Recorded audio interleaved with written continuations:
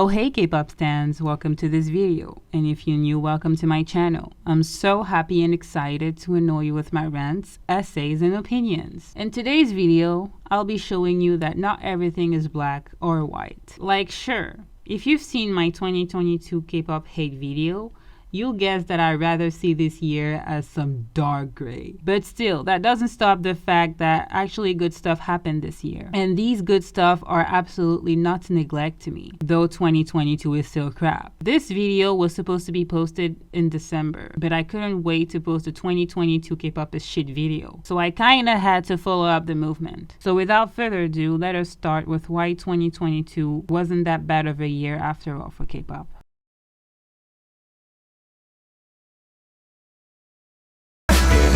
I can go 아파도 너일 거야 내가 선택을 love like virus. This year, it's good to say and notice that compared to boy groups, girl groups mostly ate. Because are you able to give me a boy group name that debuted this year? Now you must have answered with about 0, 1, or 2, and if you actually that much into it, 3 boy groups names. Now compare that to the number of girl groups you know that debuted this year and brought real numbers to their respective companies. Girl groups that debuted this year really stepped up their game and ate, devoured, destroyed everything compared to boy groups. I mean, girl groups like IVE, NewJeans, the Seraphim, who literally lost a member and that managed to still chart despite that scandal. Then we have nmixx, Kepler, and many more that are easily the new face of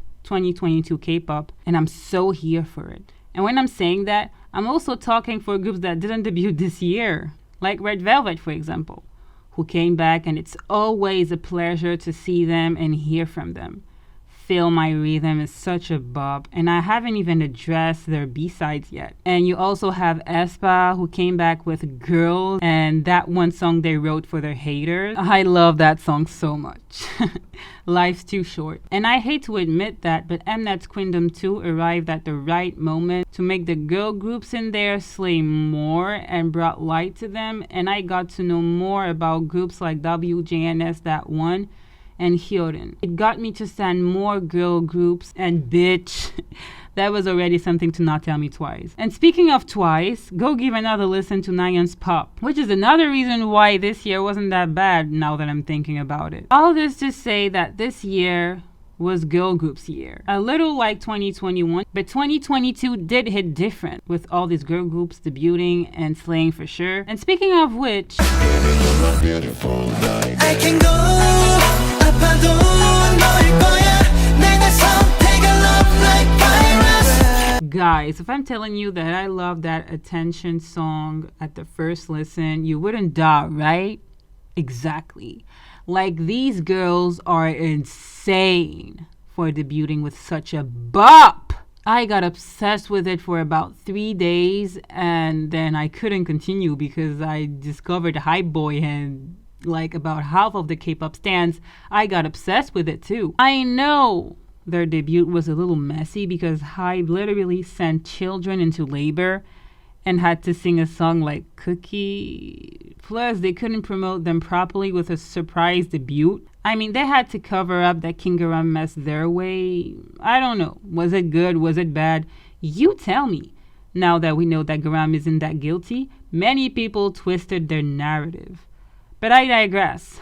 NewJeans is to me the best girl group that debuted this year. Iconic choreos and bops over bops for their first mini album. I'm rooting for them in their future because I feel like we hold some girls with some great potential. I can go 아파도 너일 거야 내가 선택을 love like virus. I'm going to try to not get mad for this one because I've seen a lot of K-tubers and toxic Twitter stans who call Gfriend flops after their disbandment. But that is something that I don't agree with at all. This is supposed to be a positive video, but well, I can't help it. First of all, no. Yuju's solo debut wasn't underwhelming. You were just used to the Gfriend's jumpy and energetic cute style. With her debut, Yuju just showed you that she's different from all this now. That's what we call evolution, growing, maturing. Or maybe it's just not what she wants to do anymore. A little bit like what J-Hope did for his More song that surprised everyone because nobody expected a universe that dark. But I'll save this for another point. Second of all, no.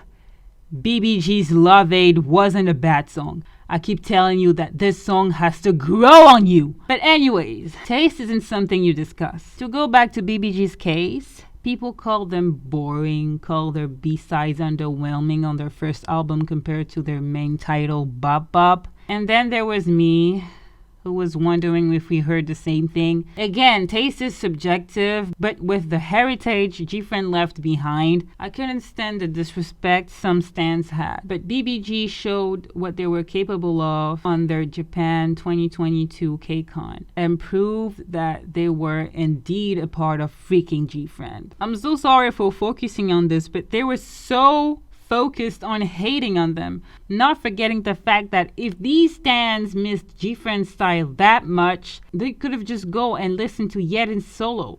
Because if there's something, she absolutely stayed faithful to Gfriend's style. Anyways, I digress a lot. This is still a positive video, I promise. Despite all these antis, in my point of view, overall, the girls bounced pretty good according to me after that sudden disbandment. Going in separate ways with their own style and signature, I will stick by their side because what started as for their solo activities or group activities is something that I love a lot. I can go 아파도 너일 거야 내가 선택을 love like virus. I read the title of that section and I'm telling you right ahead that I mean that shit. SM Town started the year with a girl group gathering 4 entire generation, which is adding to my main point being that women in K-pop freaking slayed this year. They really did the most just by starting with that song Step Back that I still listen to till this day, no matter how y'all hoes are going to shit on their lyrics. Okay, it gives Pick Me vibes. And so what? The American version of it gives Carter to You by Destiny's Child, which is a freaking bop too, by the way, but I digress. Yes, I digress a lot. But jokes aside, I really hope that as much as SM took Super M seriously, I want them to do something more with Girls on Top. Because I see Kelko shows. I see something. I see slayage. I mean, do you not realize they actually slayed more than everything Super M did with only one song? Yes, I said it! I love Super M very much, but Girls on Top vibes more with me personally. 2022 started with that song to me, and it was just perfect to tell me that these girls were about to slay. And they did. Even with a single song, they contributed to that year not being that shitty.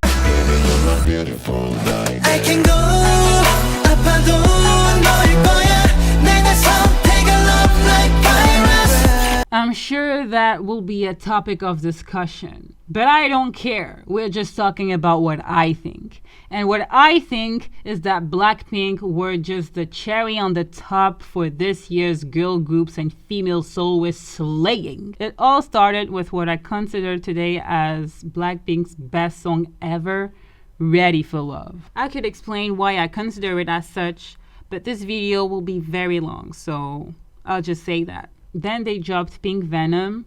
That settled me into thinking that they were absolutely here to slay and that they didn't make us wait for nothing. The traditional instrument and the oriental violin on the background, despite the line distribution being too Blackpink usual, unlike Ready for Love, was really something that I didn't see coming. Then finally Shut Down and the album Born Pink. That got out and it took everything over. I can confidently say that it comes among my favorite albums of this year. And again, a reason why K-pop 2022 wasn't that bad. I can go 아파도 너일 거야 내가 선택을 love like virus. Yo, when I'm telling you, I was shook when I first heard his song More. Like, I wasn't expecting him to drop this kind of song, but I was so here for it. Then you got Arson that I liked less, but still wasn't bad. And his album that is just a compilation of bops. And special shout outs to his B-sides, Safety Zone and Stop. Also, we have to address how he handled his solo performance at the Lollapalooza festival like a goddamn king. That J-Hope solo era was clearly something to remember for this year and a supplement reason why it wasn't complete garbage. And his featuring with Crush, can we talk about it? It was absolutely outrageous how he slayed that choreo on a song that's not even his. Like, have you seen that? Anyways, solo J-Hope was just everything. I can go 아파도 너일 거야 내가 선택을 love like virus. I mean, you've been through all the TikTok challenges they created, right? Because, oh my gosh, that was just a snippet of what 17 accomplished this year. 17, I'm saying that again just in case there's still people saying otherwise. 17 is the best boy group for this 2022 year. Best boy group of this 2022 year. Am I being clear? Do we need to discuss it? Are you still in denial? They were doing the most. Not a single member was resting. And all the happiness I have aside, I hope they're doing okay because handling a world tour, making several mini albums and a full album, dropping MVs after MVs and bops on top of it, adding to that their subunit activities that were absolutely not to miss. And I'm not even counting some of their members' solo debuts that were complete slayage. Add to that the little time they got was to record the TikTok challenges where they ate. Can you imagine? And you're still not calling him the best group of 2022? Seriously? Darling, Hot, World, Chairs, Jun's solo, Hoshi's solo, their Japanese comeback, and I'm sure I'm forgetting something because they did so much and so good this year. They were just one of the best things that happened this year. They also absolutely deserve the most. They contributed to this year not being that shitty, and I'm so proud of them for that. I can go 아파도 너일 거야 내가 선택을 love like virus. A miracle. That's what we needed this year after all this horrible stuff that K-pop made us go through this year. And also the 2021 year. And one of the miracles is groupies not canceling their faves for having a love life, though they're adults on their 20s or 30s for some. If you don't get my sarcastic tone, I just mean that yes, dating is a normal thing for an adult. Just in case you didn't know. Though I hate SM Town and YG, I gotta admit that they're iconic for not kicking these idols out for being in a relationship. Basically being like, deal with it or stand. Nobody gives a fuck about your tantrum to the groupies that thought that Joy from Red Velvet, Chen from EXO, or Bobby from iKON were theirs.